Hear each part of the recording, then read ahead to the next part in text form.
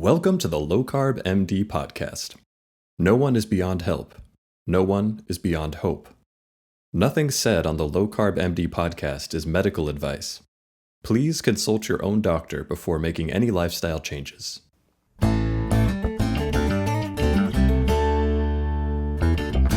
Welcome to the Low Carb MD podcast. Brian, my co-host, is going to be so upset that I have Dr. Zoë Harcombe here. She is an amazing independent nutrition researcher. I have been following her work, her writings, her lectures, her talks for the past, I want to say nearly a decade, maybe just shy of that. And I cannot help, and I just said this to her, every time she puts something out, I am just nodding my head in agreement, whether it's about nutrition, whether it's about COVID, whether it's about policy. I just constantly am nodding my head. I've been a huge admirer for her work and a huge admirer of the fortitude that she's displayed over the past several years. So I'm so excited to have her here. Just a bit about her. She graduated from Cambridge University with a degree, a BA and MA in mathematics and economics. And then later on at Glasgow, she got her PhD in public health nutrition. And she's produced so many good works since then, and we'll put all of the links in the show notes to her website, to her social handles, to her papers and writings, which I know you all enjoy if you've all been living under a rock for the last decade. So it's such a pleasure to have you here. Oh, that's so kind. What a lovely intro. Thank you. Yeah, well, thank you. It's been, I got to be honest, I think it was 2 years ago when I messaged you first. I got to go back and look. And I was like, please come on. And you're like, I can't do it, And then, 1 year ago, I emailed you and I'm like, please come on. And so you finally came on. So I'm grateful. I am so grateful. I did have a good excuse.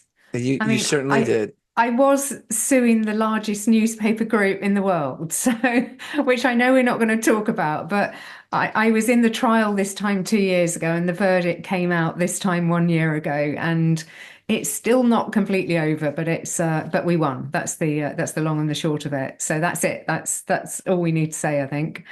Well, I mean, what I think we can say about that is it's a testament to your willingness to stand up and fight. There's a lot of people who probably would have said, maybe I shouldn't write this, right? And you didn't. Maybe I shouldn't say this, and you didn't, right? And what that taught me was, one, there's other people like us out there. You're across the pond. Brian and I have been censored so many times here, and we can fight, and we can work together, and we can help each other. So when I saw, I know Asim also very well, and we talk. And so I knew a little bit about what was going on, but I just want to say from an observer on the other side of the pond that you gave us a lot of courage, and your story gives us a lot of courage. So what I'd like to start with is maybe, where did that all come from? Where did it didn't just happen, right? So where did this start from? Maybe you can walk us back through how you started your career, how you got into nutrition. I'd love to hear that. And maybe where you got that fighting spirit, because most people would have keeled over. Oh, that's really sweet, actually. I've never thought about that. I think one of the things that's just jumped into my mind straight away is I'm very short. I'm 5'2", and my nickname when I was younger was Pocket Rocket. So I've always been a little bit of a tour de force, I guess. And I thank my mum for that, because my mum was 4'11". And when all my friends at school were sort of growing up and getting all tall and leggy and getting boyfriends and all that kind of thing, I was, this little sort of stocky centre half hockey player kind of thing. So she always taught me there's good stuff in little bundles. So I guess that was one one thing. And I've got a high IQ. I mean, it's a gift, it's an affliction, it is what it is. I just happen to have quite a high IQ. And I went through the public school system in the UK, so the state school. So I was the first kid from my school. I joke about it and say I was the first kid from my school to go to Cambridge on the bus, let alone to go to Cambridge, the university. So I did get teased. People say, oh, I got bullied as a child. Yeah, we all got bullied. That was back in the day when we all got bullied.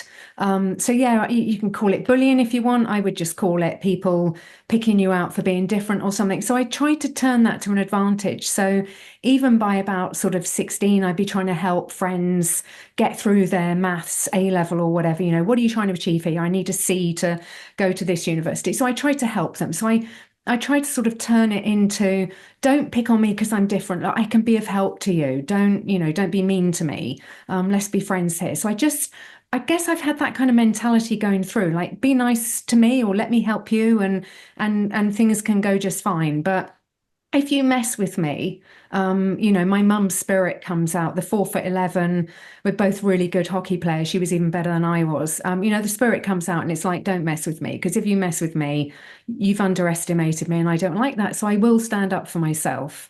But I think most people find I'm very warm and very friendly. And they're quite surprised, I guess, when they meet me, that I am this little person or whatever. So that's a bit of the background. Then, Cambridge University, went into normal work, became a management consultant, then went to Mars Confectionery. So I saw You Big worked for Food. the enemies, right? Yes, I Oh, remember yeah. that. Yeah, you Yeah, worked for some of the enemies. exactly. Big Food from the insider. They got headhunted by GlaxoSmithKline. So then it was big drugs from the inside. Met a Welsh guy, moved to Wales, worked for sort of big organizations in Wales, had a really great first career, ended up as an HR director, vice president, whatever, Europe, Middle East and Africa, global travel, got to see the whole world, working at a really high level, understanding what make people tick, because that's what human resources is all about. It's about your people resource in the organization. How do you optimize it? How do you get people working well together? How do you get the most out of them? And then we had that big crash, didn't we, in 2008? And I got the opportunity, as did pretty much most management teams, to leave organizations and go and do other things. And I thought, you know what? In parallel, I've just had this fascination with all things diet and health. I mean, at Cambridge, I started becoming interested in obesity. Nobody wants to be overweight, and yet more and more people are getting overweight. Like there was one overweight kid in my school, class at school, and now I'm surrounded by it. What is going on? And I decided, okay, time to see if I can make that what I do. And so far, Andy and I have been doing this now for 15 years. And you wrote your first book back then, right? Yeah. So my first book came out in 2004. I was an HR director at a place called the Welsh Development Agency at that time, which was a agency trying to get inward investment into Wales and trying to close the GDP gap between Wales and England and Wales and the rest of Europe, because we're in a pretty deprived area where I live. So I was HR director then, and I kind of always had a book in me. I was fascinated by food addiction, food cravings. I had food cravings and food addiction at Cambridge, and I'd overcome it. So I sort of wanted to get it down in writing. What do I think's going on? Because I don't think it's just emotional. I think it's also physical. And I was writing back then, this was 2004, about gut flora, which is like really big thing now, the impact of low blood glucose hyperglycemia on food cravings, food intolerance, allergies, addictions, and the overlap between all of those. So that was quite a while ago. Then wrote a couple more books and then thought, right, let's just see if I can give this a go, leave the corporate world and move into this full time. Then did the PhD, asking the question. We changed the dietary guidelines because we thought it would improve heart disease. Was it evidence-based? Was that the right thing to do at the time? And would it be the right thing if we did it again today? And the answer to both questions were no, it wasn't the right thing to do at the time, and it wouldn't be the right thing if we did it again today. But that was kind of, where I did some extra qualifications along the way. So how do you get into that? Like, I guess you're struggling with your own diet, and I love the title to one of your books, which is, it's it was like Stop Counting Calories, right? Yeah. Which I it's a message I've echoed for a decade now, and I 100% agree with you. But like, how do you go from, okay, I'm interested in food addiction, maybe I'm interested in appetite, what drives eating, to holy moly, I'm going to publish in the peer-reviewed literature that we got it all wrong. Like there's a bit of, how do we say, there's a bit of balls there, right? So, how did you get interested in the public policy side? And you mentioned your high IQ, and did you sort of see these, the errors ahead of your peers? Is that like did you see these potential calamities before others saw them? And then, how did it go when you've published over 20, papers. How did it go? How was it received? Gosh, there was a lot in there, wasn't it? You should make a note of those in case I don't cover any of them. Yeah, excuse the ADHD. Did I see things earlier? Do you know, I kick myself when I don't see things earlier. So I joke in presentations now. I say this calorie theory, this idea that 1 pound equals 3,500 calories. And if you cut back by 3,500 calories, you will lose 1 pound. And that's supposed to be a pound of fat as well. So you lose more on top in terms of water and all the rest of it. And I joke at conferences saying, look, okay, I don't know, 110 pounds or whatever. So if I cut back by 1,000 calories a day, I should be losing at the rate of, let's say, 2 pounds a week. So at the end of the year, I should weigh 6 pounds or whatever. And then everyone starts laughing. And I say, why are you laughing? You subscribe to this. If you've ever done a calorie control diet, you subscribe to this. Everybody thinks they're going to do this 3,500. That's why you have a 500 calorie a day deficit diet or 1,000 calorie a day. I remember looking back, and as a teenager, when I was feeling a bit chubby, which was kind of the start of everything, I bought a book from a newsagent that said exactly that. 1 pound equals 3,500, cut back by 1,000 calories a day, you're going to lose 2 pounds a week. And immediately I should have realized, okay, week 1, I lost about 6 pounds because I'm still playing hockey and tennis and rounders and all the rest of it. And then you lose 3 pound, 2 pound, 1 pound, no pounds, 1 pound, no pounds, no pounds, no pounds, 1 pound, no. And it goes on like that. And I should have been saying, why doesn't this work? What is going on here? So I should have questioned that a lot sooner. And all the people who still believe that, they should have questioned it a lot sooner. So I do get a bit mad when I sort of come across all of that. So what really started for me, so I'd had the period at Cambridge when I just found myself addicted to certain foods. And because as a teenager, I'd been trying to do the eat less, do more, it was becoming increasingly difficult to eat less, do more. I was getting more and more hungry. I was getting more and more cravings for particular foods. And after I left Cambridge, I got recruited into management consultancy. And that's when I started traveling the world. And it was America that actually changed things for me, because I was out doing this job. I was 21 or whatever. They worked us, 16 hours a day. If I ever did get any time off, I didn't know anyone in Boston. I'm this little person. Everyone goes home to their family. I'm going home to some apartment that they've rented for me. I would go down the local mall and go in a bookshop, let's say, and then you had coffee. Starbucks was in bookshops, so we didn't have that in the UK. And I get a coffee and I sit and read. And I came across all these books that were talking about, I see the front cover and it would say, oh, are you craving foods? Are you feeling tired as you'll get up and go, got up and gone? Are you suffering, I don't know, skin problems, this, that, and the other, athlete's foot, all these bizarre things. And I came across books basically written by MDs, and they started falling into 3 main areas. So they were like books about the yeast syndrome, Candida albicans, gut flora, basically. There were books about food intolerance by doctors like Dr. Richard McCanus. And then there were books about hyperglycemia. Is low blood glucose your problem? So I just approached it like a mathematical problem. I was like, okay, all of these guys are observing incredible food addiction in their patients, but they're not addressing that. They're just trying to deal with the candida or whatever. They don't realize they've actually got a real nugget here. So you put together what the common symptoms are, and you put together what they're recommending. And they were basically recommending a diet called MEVI: meat, fish, eggs, vegetables, non-starchy vegetables, and natural live yogurt. And that was it. And that ended up being phase one of the diet that I designed. And I tried it and it worked. And then it was into sort of what can I start putting back in? And I was a veggie at the time. That's a whole nother story. So it's like I don't want to be putting in too much of the meat and fish. I was on eggs and yogurt mostly. What can I be putting back in so that the cravings don't come back, the weight doesn't come back, and everything else? And it was just going through it like some logic puzzle. And then by the end of my 20s, I'm like, right, I'm there. And then just got on with my career. And then I was on a training course. And the trainer was like, oh, you've all got to commit to doing something at the end of the course. And I buddied up with someone and she said, oh, I'm going to get fit. And I said, well, I would write a book because I kind of got one in my head, but I haven't got the time to write the book. And the trainer walked past just at that moment and he said, I've heard you talking about Big Brother, which was this like TV program at the time. He said, if you've got time to watch Big Brother, you've got time to write a book. I thought, do you know what? You're right. So I stopped watching Big Brother and I wrote a book and that was it. Never looked back.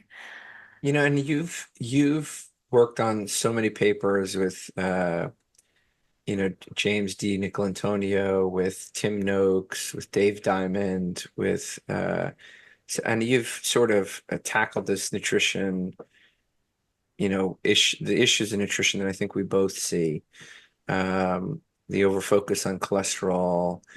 I don't want to say the lack of demonization of processed carbohydrates and sugar, and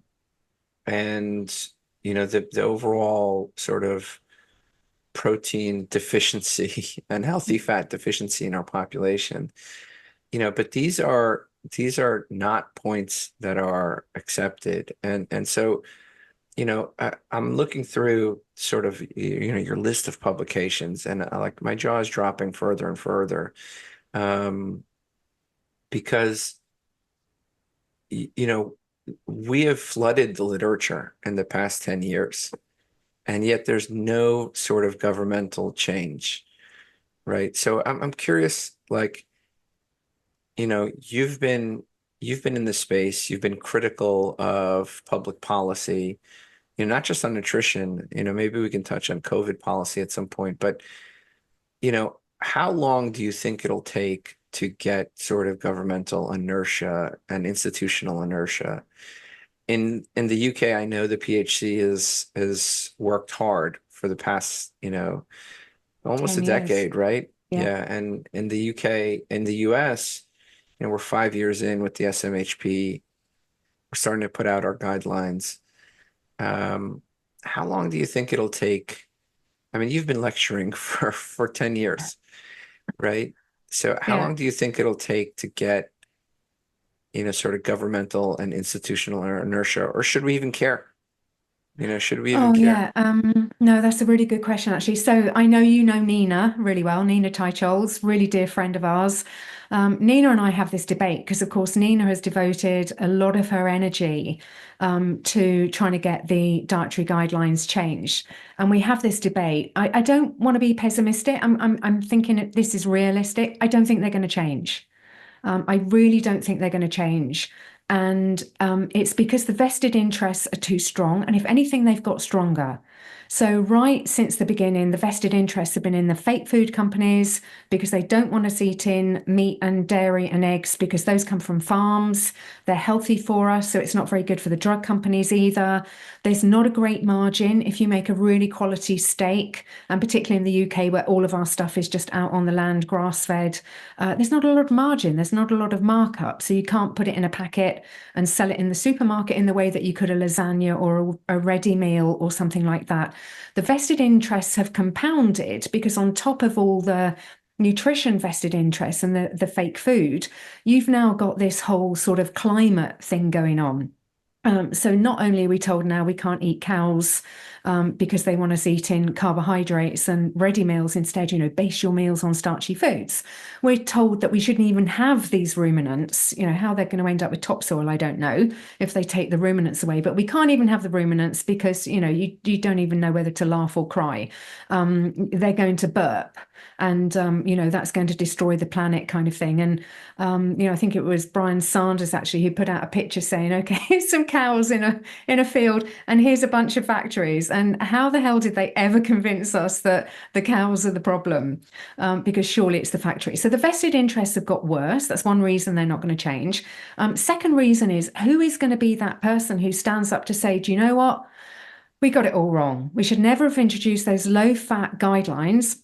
Because here's a really interesting penny drop moment for me. Think about the pie of what we eat. There's only three things: carbohydrate, protein, and fat.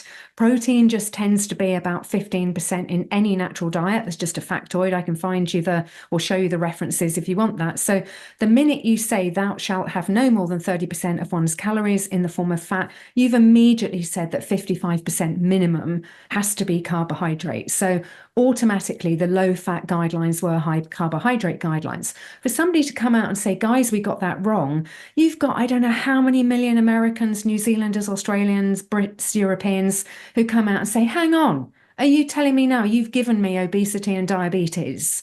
And actually, I could have avoided all of that if you didn't come in with these guidelines. So they are never going to go back on those. I really do not think they will go back on those. Now, the only caveat is things have just got a bit spicy over in the US. So whatever people think of, the leader, Harris, Trump, whatever, I think a lot of people on either side have got this sort of optimism that maybe RFK might be able to make a difference. I mean, we're 6 months in, we're not seeing a great deal of signs of this. He seems to be compromised. He seems to have hands tied a little bit. Does it matter? Should we care? Yes, only to a certain extent. So the reason I think it's important to change the guidelines is because it drives some things that the bottom-up revolution can't fix. So it drives food in schools and food in hospitals and food in prisons and food in public institutions. It drives doctor behavior because, as Gary Taub says, if I tell somebody to eat a low-fat diet, if they have a heart attack, I can't be sued. But if I tell them to eat a keto diet and they have a heart attack, then I can be sued. So it's important because of all the rest of the stuff that it embeds. And I actually think it's important in anything that's mandated. So that would include things like vaccine policy, particularly the COVID vaccine mandates or whatever. I don't ever think government should be mandating health interventions. I'm a pretty extreme minimal government when it comes to the individual. I think the individual should determine what happens to them, what goes into their body and all that kind of thing. So long as what you're doing isn't affecting somebody else, then, each to their own kind of thing. So I think getting rid of the mandate of the guidelines and the impact they have and getting rid of the mandate of other health interventions and the impact that they have. Yes, we should care to that extent. But to the rest of it, no, I'm not sitting around waiting for RFK to take this red food dye out of this particular food. I don't eat that stuff. Nobody should eat that stuff. Just stop eating that stuff. Don't wait for the FDA to say, oh, I don't think we should have more than this amount of sugar in your diet. Just stop eating sugar. Seriously, we're grown-ups now. Just let RFK do the two things that we need him to do, and the rest of it is down to you and me. Yeah, I want to come back because there's a lot in there that I think is so important. One of the things that stood out, I looked at a lot of the people who were the most vocal about some of the, government policies, and even now, right? Like what's happened sort of, I want to tie this to nutrition, but we're going to start with COVID. You can see, there's government records, there's FOIA, Paul Thacker's done an amazing job of uncovering the true malice and the lies from the people who knew better, right? And I'm talking about Walensky, Fauci, et cetera. And it is completely out in the open now. And, it is so abundantly clear, not only the COVID origins, but how the cover-up was, sort of implemented. And there's not been an apology. In fact, there's been a pardon, right? No apology and just a pardon.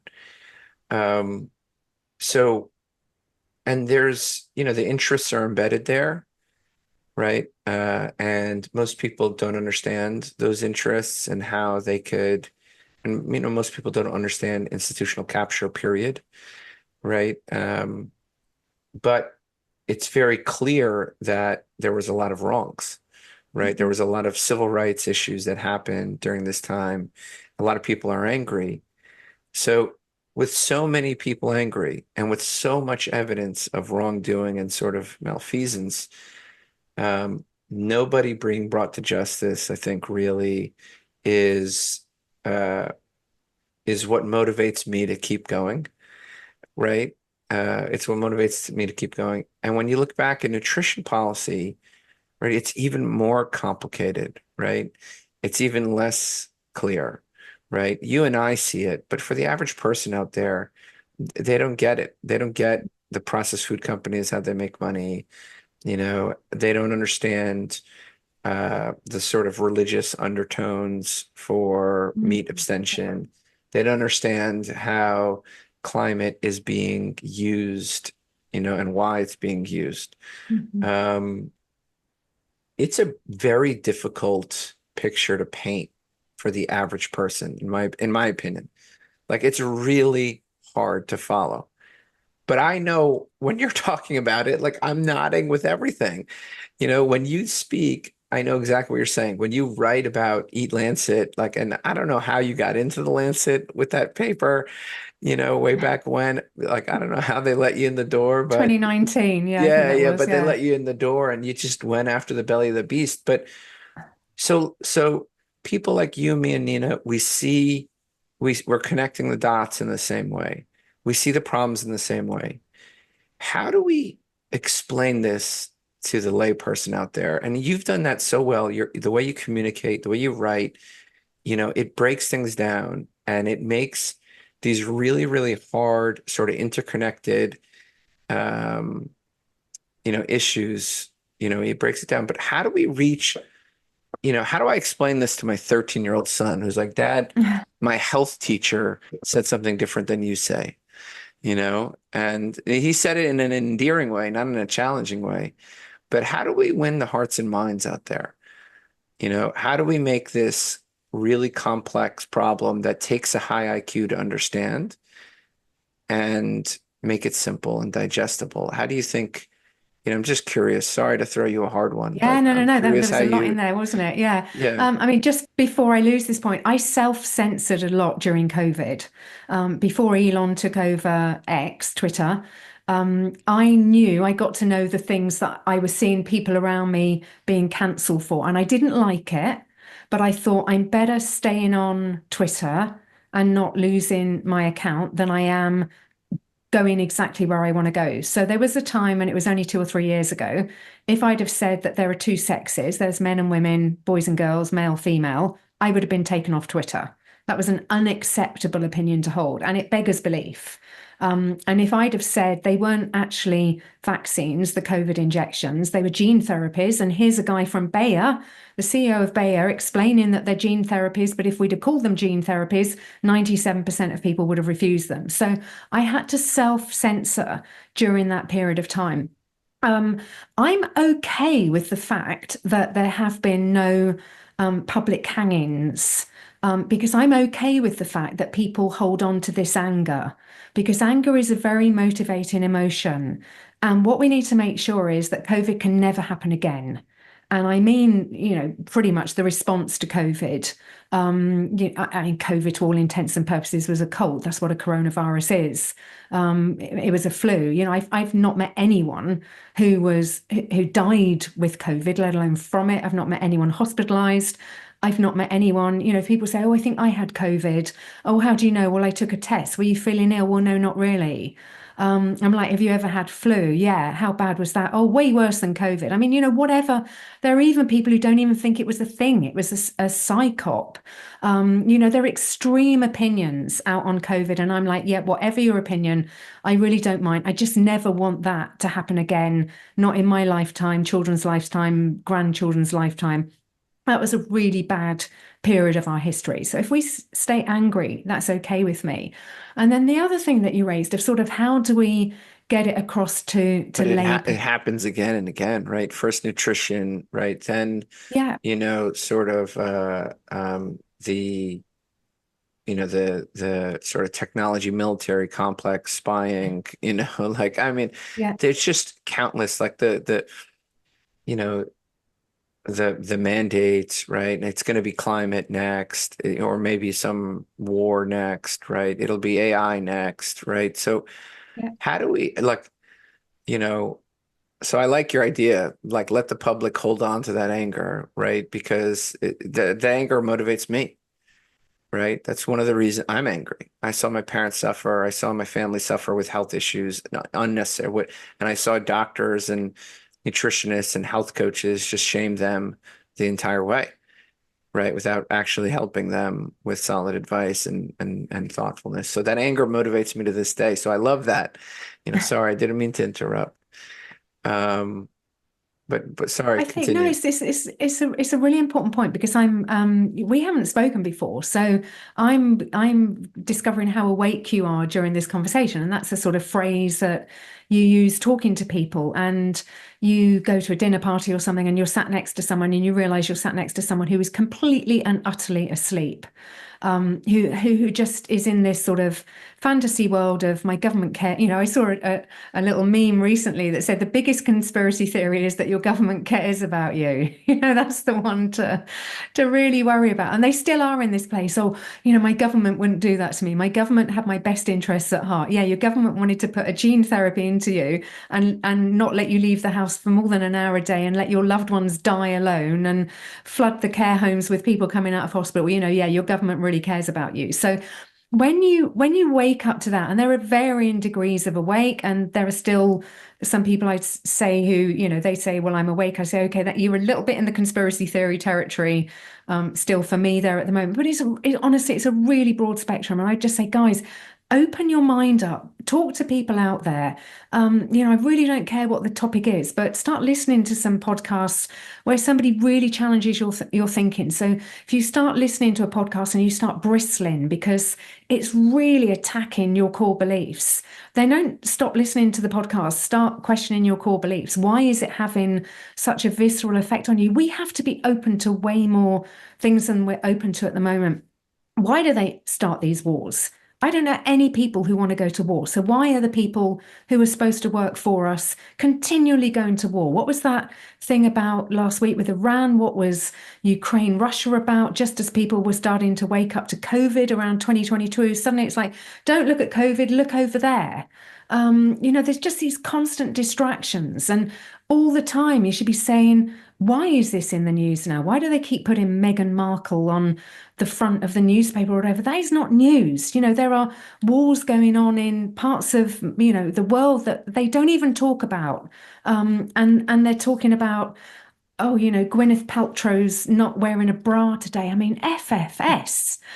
Seriously, guys, our media is not serving us. Our media is lying to us. Our media did not question a single thing during COVID. Our politicians did not serve us during COVID. So few, Ron Johnson or whatever, you can practically name the guys that were speaking out and saying, hang on a sec, this doesn't feel right. So where I'm at the moment is, it would be great if a lot more people would wake up. I mean, part of me doesn't care what other people think. If you want to eat red dye and follow the industry guidelines or whatever, as long as you leave me alone or whatever, part of me doesn't care.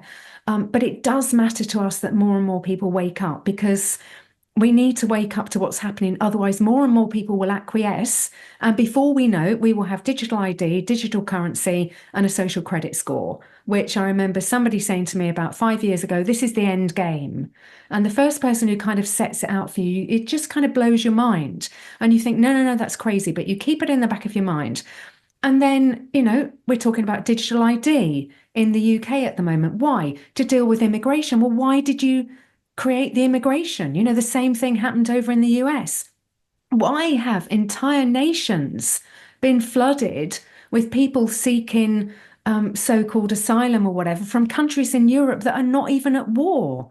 What is this about? Why are we making our You own see people? how hard those questions are. You see how many times you've asked why, and I think most people out there, it's like they don't. It's difficult, right? Like you started this conversation and said you've been blessed with high IQ, right? It's easy to sort of ask why and then answer it in 15 different ways and see how it plays out, right? But my kids right? Like they're still not fully developed yet. The people that are out there, you said they're asleep. How do we tug on their heartstrings? I mean, you do it so well. That's why I'm asking this question, because you're out Ki- there on social media. How do you make this a simple message?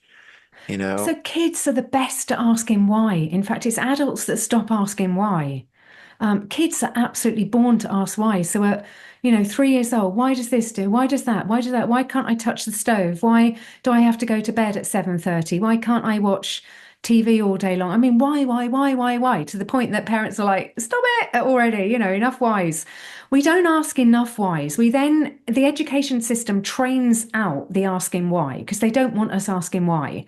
They want to indoctrinate us, quite frankly. So they want to tell us what the dietary guidelines are. They want to tell us that, the world is warming and it's all our fault. I look at my niece's homework and it doesn't matter what the topic is. Climate has been embedded into every subject. They practically got it into they probably have, the cookery arm of her curriculum as well. I mean, it's definitely in all the sciences, in all the humanities and Our everything. school, our school, the nutrition program has a meatless Monday and a vegan Friday for the Oh, climate.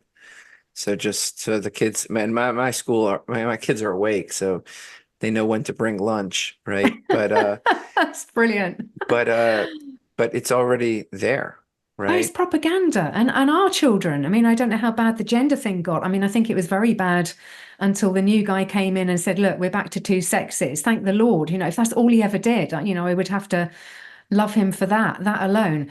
I mean, in the UK, we've just had to have a Supreme Court ruling to say, no, actually, there are males and females and that's it. I mean, you guys have some scary things, not Oh, just the that, right? UK's, The censorship, oh, it's terrifying. and there's one thing that's really got me, which is the assisted suicide, which is very frightening. Yeah, I'm in the medical industry. I understand that the most people in the medical industry, they just go in the path of least resistance, yeah, right? And they're talking about assisted suicide for anorexia, for yeah, depression. yeah. Well, Gosh, not, yeah, that's not, no, I mean, in a nutshell, right. The UK is really scary at the moment. Government got in, the previous government didn't kind of behave like that government was supposed to. So the Conservative government would typically be the government of a little bit less control and government intervention, lower taxes, more sort of encouraging small businesses. That's what they're supposed to be. And they didn't do that. So there was a massive reaction last July. A lot of people didn't vote. It was one of the lowest voting turnouts in history. So only about 25% of Brits voted for Keir Starmer, who's the guy that's in at the moment. But he ended up with this huge majority because the people who had supported the previous government were just like, no, I'm staying at home. I'm just not voting for you. Like, I can't bring myself to vote for the Keir Starmer guy, but I'm not voting for, Rishi Sunak or that kind of party. So he's got a pretty big majority. So he can pretty much do whatever he wants, which is really scary.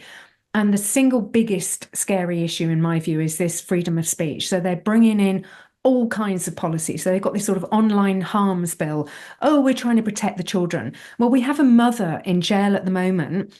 We had a particularly horrific murder last summer where some guy, and he wasn't, how should we say, he didn't look like a typical British person, murdered three little toddlers who were at some Taylor Swift dance class in the holidays. And, one of them was stabbed something like 80 times by this monster. And there were some pretty angry tweets that evening because, come on, killing kids, having a good time. It's as bad as the world gets.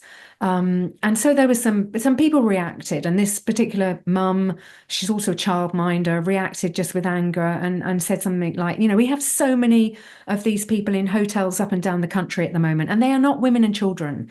They are men of fighting age that have been put up in five-star hotels, given access to healthcare, dental appointments, psychiatrists, whatever they need when Indigenous British people can't get to see their doctor, they can't get a national health dentist and all the rest of it. It's like it is deliberately designed to make the British people angry, and I actually think it is. So this woman chucked something out saying, don't want to repeat it for risk or whatever, but the woman's name is Lucy Connolly. She's in jail now for something like, I don't know, 3 years or something. Check the facts. I say, Google it. Don't rely on me. Another guy tweeted something that night. He's in jail for 20 months. These tweets were deleted. One of them was deleted within 20 minutes. The other one was deleted within an hour or whatever. These people are in jail. A friend of mine was carrying a billboard at the weekend saying, I think this whole sort of trans agenda is mental illness. He got arrested. We've got a bill coming through with this new government, scary bunch of socialists.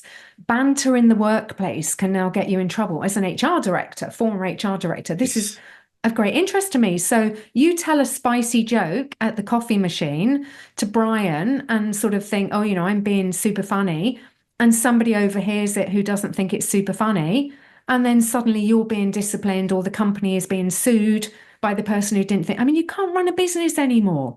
The UK has gone absolutely bonkers mental. And we're back to the question of how do you sort of wake people up? How do you get people to think about this?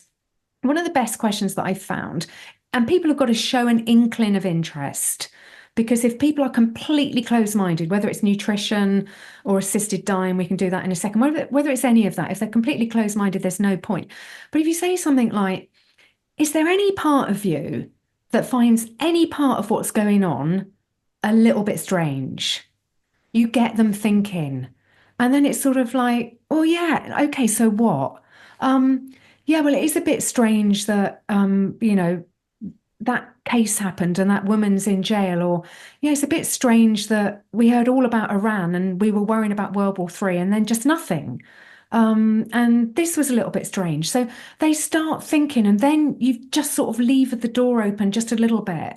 And then it's like, whatever they show an interest in, there is stuff out there already. There are podcasts on everything. I won't mention some of the subjects because people will go, well, that's a conspiracy theory. But, whatever they show an interest in, there's a podcast on it. If there's Russia, Ukraine, there's a podcast on it. If it's the trans ideology, it's what is the migrant agenda? Why was George Soros writing a paper back in 2015 saying every European country needs to take 1 million migrants a year? What is the Great Replacement Plan? Anything they show an interest in. Agenda 2030, what Kyoto was really about, what the COP20 whatever series are, anything, just you've got the lever in there, just start sending them some more information. And that curiosity that they had as a child will come back. Yeah, I think we have to get people curious, and we have to start to show them, the hypocrisies in a way that's either funny or entertaining, or, whether we have a podcast and we talk about it, or whether we, rage bait on social media, which is, my particular specialty. But you got to find ways to get people just back to being curious, asking questions, which is something I think the PHC did really well, in the UK, and we're trying to emulate here in the US. And still do. I mean, just on the assisted dying. So we had 2 bills in 1 week, which just left some people aghast. And one was the assisted suicide. You're quite right. It's not assisted dying, it's assisted suicide. And supposedly it starts off as, if you've got 6 months to live, then, this is the way out for you kind of thing. Well, I've got a relative who was given 6 months to live 8 years ago. And if they were sat in this podcast now, you wouldn't even know that they had cancer. I mean, just, this is nuts. In the same week, they decriminalized abortion up to term. So it used to be that beyond 24 weeks, you then had an abortion, you could be charged with a criminal act. So just kill at any age, Yeah. So, and it was one case. It's like, again, why are we legislating for one case? Why are we making changes to the whole population for one case? So one person had had an abortion at 28 weeks, and she said, I thought I was at 24 weeks. And then she gets prosecuted. And you almost think, well, maybe this was deliberate, just so that she becomes the test case that can open the door. And it's like, we can't possibly have that. How do you know how far gone you are? Well, 24 weeks is bad enough. I'm sorry, but you've had 6 months, 6 missed periods. Didn't you notice anything else? Morning sickness, getting a bit fat. Come on, guys. That's a pretty long period of time to think, hey, I wonder if I'm pregnant and I should maybe go and check it out. But anyway, that was the UK in 1 week in I mean, June. I think it's, I think the problems I have, and I'm like you, small government. I have a bit of in me, which is, like let people do whatever they want, right? Let people do whatever they want. I don't control them. Let them sort of, but at the same time, so the assisted suicide, right? you know, part of me is a libertarian and I understand the case. But, the other part of me is I know how much groupthink there is in healthcare and how much people turn a blind eye and what kind of, there's an incredible lack of curiosity and an incredible high degree of indoctrination. And when you put a policy in this, it's not just, everybody's awake, everybody let them make their own decisions. There will be many, many victims, right? And that's my hesitation, right? To accept these. And I think it's to some degree, I know how willing most clinicians are to give up. Like right now, I think the statistic was 34% of people trust their doctor right now, Wow. right? That's chilling, Mm. right? It probably should be less. I mean, really, I think it should be maybe 10%. But they don't trust their doctor, right? So people don't trust their doctor, and yet we're giving them authority to do so much more and so much more damage. I think, it's if there's anything that I learned from the COVID era, I saw people who I thought were brilliant, some of my mentors, and they are brilliant. They really are brilliant people. I saw them completely drop their critical thinking, Mm. right? Completely drop their, questioning spirit, their inquisitive spirit. And at first I was like, how is this possible? These are the smartest people I know. And then it hit me that I don't think it's an intellect difference. It's just varying degrees of maybe this is not the right word, but hegemony, right? They they think that their decision is the right decision for others, right? And I think that that's where the harm comes, Yeah. Yeah. right? Um, one of my mentor, like somebody who really inspired me to learn, he basically said, Tro, your ignorance will kill people and your knowledge will help people as a doctor, right? You will save lives with your knowledge and your ignorance will kill people. Somebody who's given me the most important probably statement that's guided my life for the last 15, 20 years, Mm. you know, um, supported sort of the draconian measures. And when I asked him, I was like, how did you do this? Like, why? Didn't you see? And he said, I thought it was the right thing. You know, that was his reason. I thought it was the right There's thing. there's something about there was a great podcast on this. I think it was Brendan O'Neill and David Starkey. And David Starkin was talking about academic liberalism, and there's something, and it's not just academics. So I think it's doctors, it's medical doctors and PhD doctors. So it's the medical profession and academia, and it's exactly those words that you just said. They think they know best, but they also think they know best for everyone else. Now, you and I will Bingo. think that we know best. And I'm, this is an arrogant statement. I think we do know best on nutrition. I think we have believed the dietary guidelines many, many eons ago, or just accepted them and didn't really question them. And then suddenly woke up one day and like, whoa, these are really wrong. And in terms of nutritional facts, we are right. If you look factually at nutrition, what are the most nutritious foods? They are red meat, oily fish, egg yolks, full fat dairy, etc. So, there is a right answer in this field. But I don't have this sort of academic arrogance of, I therefore want to impose that on everyone else.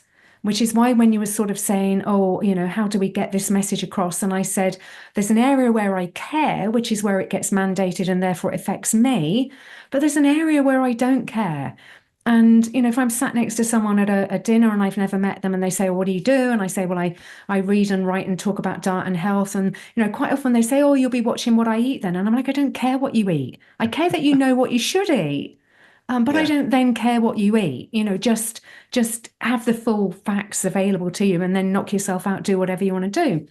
But it's this arrogance of these people who think they know it all. So they think this is how it is with climate change, a gas that represents 0.04% of the atmosphere, and we'll model and we'll exclude cloud and we'll exclude the sun, a couple of fairly massive exclusions, and then we'll make these preposterous claims and we'll put together this narrative or whatever. And then all the things that we then decide need to happen on the basis of that, we will just impose on other people.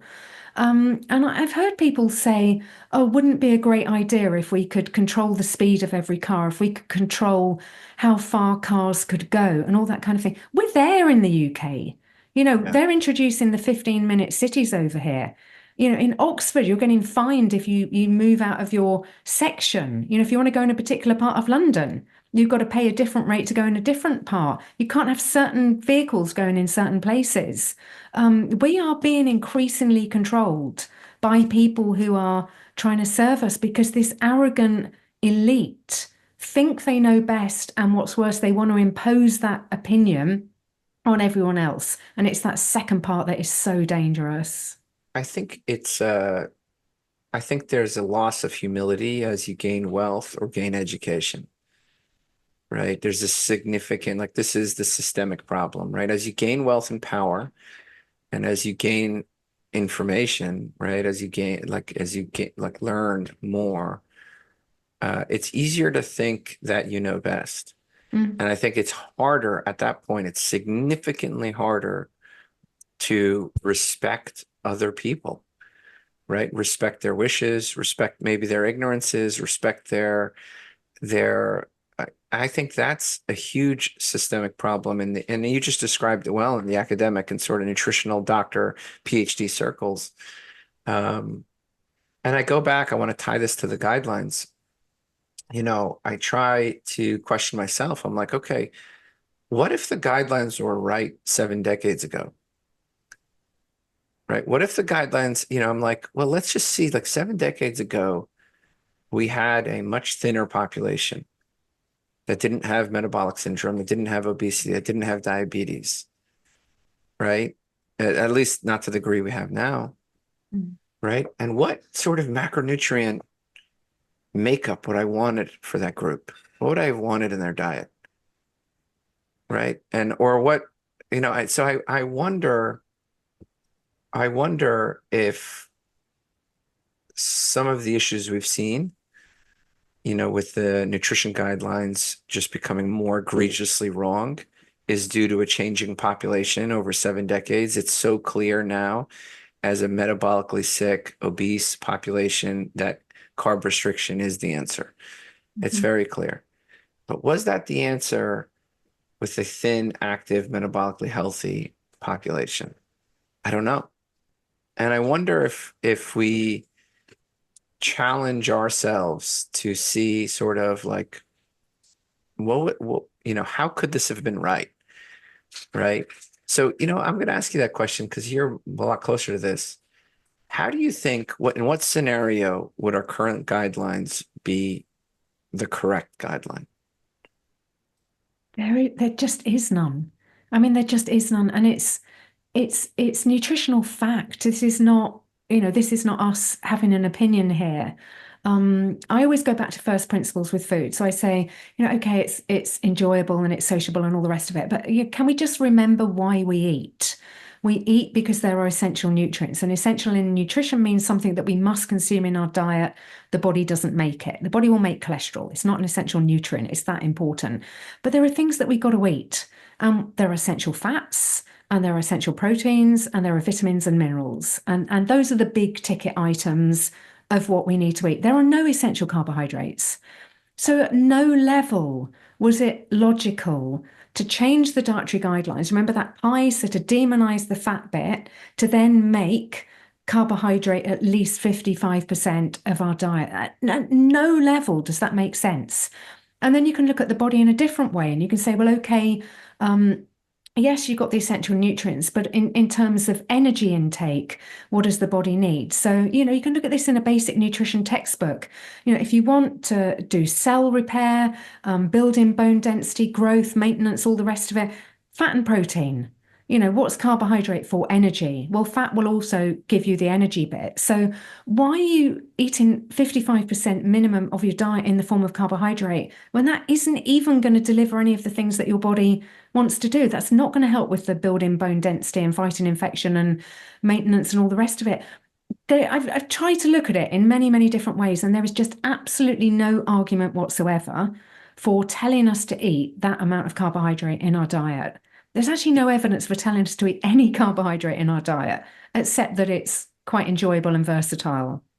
Yeah. And I still like, because you're a critical thinker and I'm like, okay, let's challenge ourselves together. I'm with you. Like, I think, the more diabetic a population becomes, the more metabolic syndrome, the more obesity, the more clear it is that carb restriction is a benefit. But I try to reverse engineer, right? I'm like, okay, let's say I have somebody thin. Let's say I have somebody who's getting an adequate amount of meat, right? 70 years ago, right, people were eating meat, fish, and eggs, right? There wasn't Hershey bar. There weren't as many Hershey bars, right? Hershey certainly has a long history, but people were getting adequate nutrition. And then the question became is how much carbohydrate could that population tolerate, right, based on their activity level? Right. And I'm thinking about it. I'm like, okay, I could design a person that's getting an environment where somebody's getting real food, right, at dinner, like say pre-40s, pre-50s, right? They're getting real food. It's still not sort of nationwide farming, maybe the marketing engine hasn't started yet. You're still local communities. You're getting the eggs, you're getting the dairy, you're getting the cheese locally, right? The meat is local. If you needed, you go out and hunt a deer, right? So I'm trying to understand, okay, if that was your data set, right? And you were like, okay, let's figure out in a nutritionally sort of replete population that's not exposed to our chronic everyday poisons, right? Like the red 5 and the aspartames and the all these things that we just have accepted in our diets. So if you're dealing with that population and they're active, right? They have to tend the field in the morning for several hours. They walk to and from work, right, for a couple miles. Well, what amount of carbohydrate is not negatively impactful? And I think it's much higher than my current diet. Like I'm nearly 0 carb right now, right? But I'd imagine, and even Tim Noakes recently showed that, these elite athletes, to maintain their performance, they need to be doing 10 or 15 grams of carbohydrates per hour, and I know you've worked with Tim before. So, so I think there's some world, like I've always tried to challenge myself. I think there's some world for that carbs maybe weren't as bad. I'm imagining being a scientist in 1950 and looking back and saying, well, let's see the population we have. Let's see, certainly we're so far from that now. Yeah. But am I giving the idea too much grace? Am I giving the origin of the nutritional sort of guidelines and those scientists, am I giving them too much grace, do you think, by thinking this through? I think it's not just the percentage of the diet, because if we go back over history, we can see that populations would have been having, I think from memory, it's somewhere around 40 to 45% carbohydrate sort of post-war era and probably pre-war era as well, actually, or between the two wars. Yeah. But I think what people were eating, so the type of carbohydrates and also the overall amount and the frequency with which they were eating them was very different. So if I think back to my mum's childhood, and because we know the history that Belinda Fettke has worked on of sort of how the cereal companies, Sylvester Graham dates back to the 1700s, John Harvey Kellogg, 1800s or whatever, cereal has been around. So my mum would have had cereal for breakfast. If she was lucky, she would have eggs or whatever. They wouldn't have been too expensive. So it would be egg or cereal. And she would have needed a hearty breakfast, and she would have had milk with that. And it would have been whole milk. There was none of this skim milk nonsense. Then she would go off to school. And then there would be a lunch at school, and it would be meat, potatoes, vegetables. So you would be having, but the starchy food tended to be potatoes, which, as you say, is a real food. It's not this sort of extracted rice or pasta that we have at the moment. Then she'd come back for the dinner in the evening, and that was fairly set. So it was a Sunday roast on Sunday. It was fish of some kind on Friday, because that was literally when the boat came in. You had liver and onions once a week. I mean, and she then set that kind of menu for us. It's just kind of, this is what my mum taught me. It was what her mum taught her. So we kind of adopted that diet. We didn't snack. We didn't have anything before bed. That's like a 20% carbohydrate. That's like a 20% carbohydrate, right? Maybe like 150 grams total in a day, right? No, it would be more, because if you have cereal, you can easily whack in 75 grams straight away. If you have some potatoes and vegetables at one meal, I mean, you could easily be getting up to sort of 200 to 250, 225, let's say. Right. So that is then getting into the sort of 40%, 800 calories or whatever. Yeah. But it was just so different. So they didn't snack. They didn't have the modern carbohydrates. They had none of the processed junk food. It was a real treat to have a cake. My mum would bake on a Sunday morning when the oven was put on for the Sunday roast. So you would make a cake, which was basically flour, eggs, and sugar. And you would then make maybe some biscuits, which were just sort of oats and flour and some golden syrup or something. So it was really simple ingredients. And when they were gone, they were gone. So they were sort of eked out over the week kind of thing. It's this modern, have your breakfast snack, have your lunch snack, and your lunch is a meal deal with a sandwich and a bag of crisps and a fizzy drink. And then you need something mid-afternoon, and then you snack, and then you eat all evening watching Netflix. That is an entirely different lifestyle that is just completely unsustainable. So I think they ate less. I think they ate less often. And I think they ate very, very different foods. If we went back to eating like my mum and her mum did, we might be okay. Yeah. 100% agree. 100% agree.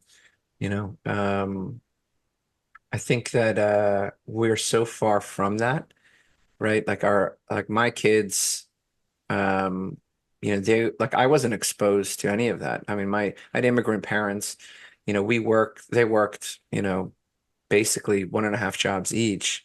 And it was a lot, right? It was a lot. And they couldn't cook. We were relegated to the modern food industry in the 1980s. That was cereal, snacks, and school food. And we all became wildly obese.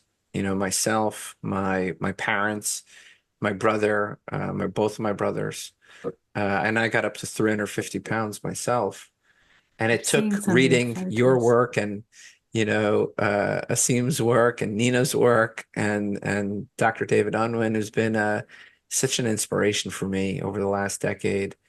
I've lost that 150 pounds, owing to in part to people like you who had courage to speak out and keep speaking out, right? And to make a difference. So I just want to say that I thank you. I thank you for the work that you've done. And I thank you for writing, and for putting your thoughts, your critical thinking out there. And thank you for doing this interview, because I hope there's going to be 50,000 people now, or 100,000 people, who then pass this off to another. If you're listening, go send this to, one of your family members or friends who needs to open up a little bit and think a little bit more and ask questions, because it's that inquisitive nature and those important questions that I think will help people and open people up. And I just want to let you know, keep doing what you're doing, keep fighting. because you're an inspiration to many of us out here in the US. And I appreciate you coming on and talking about these things. But before we go, I was gonna right? say, can I Before we just say go, that is so yeah. kind, but I've seen your before and after pictures and you did that. And to every person out there who maybe is currently 250 pounds, 300 pounds, 350 pound, whatever, doing what you're doing at the moment isn't working. You've got to do something different. And carb restriction really is the only way. And if your doctor isn't going to take you there, then please just start on your own journey, because you are an inspiration as well. You've shown them that it can be done, but they are not being helped at the moment. And that is heartbreaking. But anyway, yeah, you were going to say something. I Yeah, just want to yeah. say Well, thank you. tell me what your plate looks like now. I'm just curious. And what kind of activities do you do outside of writing, outside of rebel rousing, uh, Do you mean you my know, literal plate? What is on my plate yeah, in the what's on your morning, or plate? Yeah, what's on what? your plate? Yeah. What do I eat in the morning or Yeah. whatever? Yeah, yeah. What does it look like? I'm not as low carb as you. I'm not keto. I'm pretty relaxed about what I eat because I worked this out quite early. So I worked this out kind of late 20s, and I've just sort of stuck to it ever since. So morning I will have berries, yogurt, full fat milk, quite a lot. Sometimes chocolate mousse as well. I make a chocolate mousse with cream, eggs, extra dark chocolate. Most days I have dark chocolate. I love 85% dark chocolate. Lunch will be leftovers, burgers, scrambled egg, anything really. I mean, lunch is just, it's an interruption to the day. So I just want to get back to work or do what I do. So if we have something, and then the main meal is in the evening. We eat pretty early. So we'll try to eat at 4:30 if we can. And then even this morning, getting up at 5 and having breakfast at 5:30, we've had a 12-hour not eating. I clean my teeth after dinner and I just don't eat in the evening then. And in the winter, if you finish by 5:30, and let's say we don't wake up quite as early because it's dark, then we might have a 13 or 14-hour fast. Dinner will be usually red meat, steak or homemade burgers, pork chops, lamb. We have great lamb in Wales. Some vegetables grown in the garden or from local producers, cheese from local producers, maybe berries and cream, maybe quality ice cream. I You mean, can this make, sounds like low carb to me. I mean, it yeah, certainly sounds. probably 100, maybe, I mean, I did count it once out of curiosity. I'm probably somewhere like moderate carb, 100 to 150 grams of carb. We were out for dinner last week, and the cook did a stuffed pepper with quinoa and a stuffed pepper with rice alongside this lovely sort of Cajun fish. We eat it. Starter was aubergine and mozzarella in phyllo pastry. I ate it. I went up to see Malcolm Kendrick once and he cooked a lasagna. It's like, Malcolm, I thought, you speak at low carb conferences, but hey, it was really tasty. I'll eat it. I don't have to be religious about things. I'm not metabolically unhealthy, so I can cope with it. I just wouldn't abuse it too much. I would never go back to having porridge for breakfast every day or brown rice regularly in the evening. But I'm lucky I can be pretty relaxed about what I eat and not stress about it. And it's not a big part of my life. It's just fuel. And outside of what you're writing or any, I'm just curious. I'm just throwing this out. Yeah, Any what do I hobbies? do? What do you do? What do What do I you love do? doing? Yeah, love spending time at dinner parties. I love spending time with friends, going to stay with them for a few days, just debating exactly these kind of things. I mean, this could be a perfect dinner party. Me and you and a couple of other people thinking in this way, Andy and Brian, we should have had a four-way here and we could debate further all the things that we've talked about, so what really is going on with migration across the world? Who is this really serving and why is this happening? There's so many interesting things to talk about. I can't do small talk anymore. So, if I'm sat next to someone who just wants to talk about, the weather and the latest football game or something, I struggle. We walk every morning. I think like most high IQ people, right? It's just like small talk is Yeah, miserable. it doesn't sort of process. I love learning. So when you sort of said, oh, the people who think they know everything, there's so many areas that I don't know anything about. So I listen to a podcast or something. It's like, God, I've never thought about that. And then I want to go and research it. And I got to remember to do my work, my researching for my Monday note every week and unpacking a diet and health article. But when I'm not doing that, that's kind of work. When I'm not doing that, I might be reading up on climate. Why are they saying this? Who thinks this? And who doesn't think this? And what actually are the facts? And is there anything, what do I believe anymore? For the last 5 years, I've basically questioned everything I've ever been taught, everything I've ever believed. You have people saying, I'm questioning history now. That photo from history, was that really how it was? Or was that how the media wanted to represent it to us? The minute you realize that the media is telling you what to think the whole time, you just have to discard all of that. Don't watch television anymore. Got rid of the television. Don't read mainstream media. And then you have to work out, what do you trust? Who do you trust? And everything I read now, I'm just finding I'm questioning it. Do I believe that? Does that make sense? What would I have to believe for that to make sense? And it's just a permanent journey. I feel like I'm back at school again on so many topics. It's scary. Nihilism is contagious. That's unfortunately right. So like, I think this is the post-Nietzsche world we're in, where we have to question everything and then re-question it, right? And now with AI videos, it's like, Oh, yeah. what can you trust, right? Yeah. Like nothing, Yeah. right? And if we have this technology now, if you and I can go on an AI thing and, create a video of us, essentially looking real life, at least for a decade or a decade and a half, this technology has been available to other people. So I've figured out I trust people with a track record. I trust my family and my friends, and I trust God. That's about it. Good values. That's about it. I'm Good going to values. send you in your, I have an article that I hope you'll critically appraise. I'm going to send it to Okay. you. Take a look at it, and I'd love to hear what you think. So I put that in there. Okay. And we're going to put your information, how people can get your newsletter, how they can follow you on social media. If you're out there and you're listening to this, we're going to put all of Zoe's info. Please go and support her. Sign up for her publications, follow her on social media, and we need your guys' support. Otherwise, we can't keep doing this. So everybody who's listening, thank you so much. Zoe, thank you so much for coming. My pleasure. And hopefully now things are behind me. We can do this again with Brian one day. If you enjoy the show, please consider supporting us on Patreon by going to lowcarbmd.com.